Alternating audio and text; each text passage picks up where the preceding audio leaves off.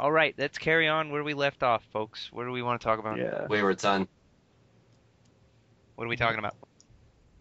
Let's go. Let's go with Lotso. Yeah, let's move on to Lotso. So everybody wants to hear about Lotso. So, Lotso, hugging bear. when they introduce you to Lotso, you're supposed to think he's like this nice, he kind of like runs the toys at the daycare, and he's all friendly to everybody. But, he's got bigger plans. He's running the Yeah. daycare with an iron fist. And they I want to think you'd A only. plush. I think you'd only believe that if you'd never seen another movie in your life that he was friendly.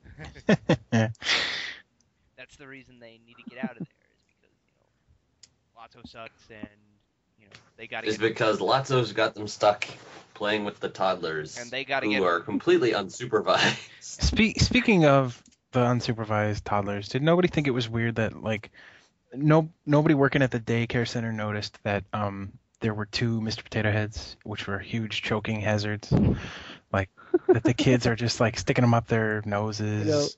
It's funny because the two toys that are the most age appropriate for the toddlers are Lotso and the Big Baby, Yeah, and they're not in the room. right. So I thought that was funny. So did you guys feel bad for Lotso at all? No. No. Well, wait. You're saying you asked it as though it was an in general, like after everything's said and done. Well, Yeah. not. I mean, at any time, like after you saw his backstory. Well, I really like Of course, his then. I really like his backstory because it is very sad because if you think about it, they don't address this in the movie, but if you think about it, the fact that she only replaced Lotso means that she actually loved him the most, Right. But she doesn't know the toys are alive. Yeah.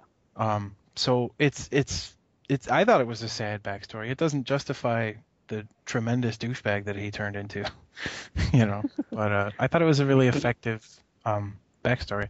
Oh, it definitely was. But to me, every time that they could have made Lotso endearing, they went in the opposite direction and made you absolutely hate him. And I thought that was awesome. Chuckles. Chuckles. I love Chuckles. Chuckles is hilarious too. My whole theater laughed when he Yeah. first shows up with that pouty face. Inappropriately, I might add, because it's supposed to be kind of a sad scene, and every time I've seen the movie, everybody's laughed at Chuckles, like myself included. Well, the But- first time you see him, his face is all like, A frowning clown is sad, or excuse me, hilarious. Yeah, sad clowns are always funny. yeah. Clowns in pain are much funnier. Clowns terrifying. Here's the thing you might not know about me. Terrified of clowns. But, most yes. people are. yeah. I'll But- tell you that story later when we're not being recorded then. Oh, okay. Going back to Lotso for a second, I thought the fact that he's, was such a douchebag, like even when they were trying, they could have made him endearing. I think that made him really effective as the villain. And I think Oh, yeah. he's probably my favorite and like the best villain that Pixar has made. Just because, he's messing with these characters that, everybody loves.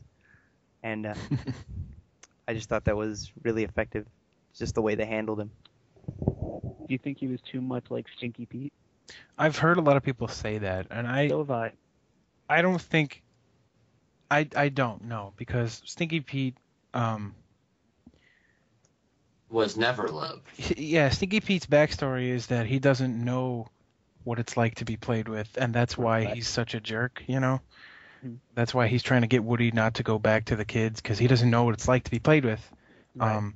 And Lotso knew that and lost that and is even more bitter because of it than Stinky Pete was. And Stinky Pete was a jerk for sure, but he never outright tried to kill, the toys like Lotso did. Well, Stinky Pete wanted to get to Japan, like that was his goal, and if Yeah. Woody was going to get in his way, he was going to make it so that Woody couldn't get in his way. But like he said, he was still going to, you can go to Japan together or in pieces. Like he wasn't going to destroy Woody, he was just going to make it so that he couldn't stop his plans. it You know. sounds like he's going to destroy Woody's knee.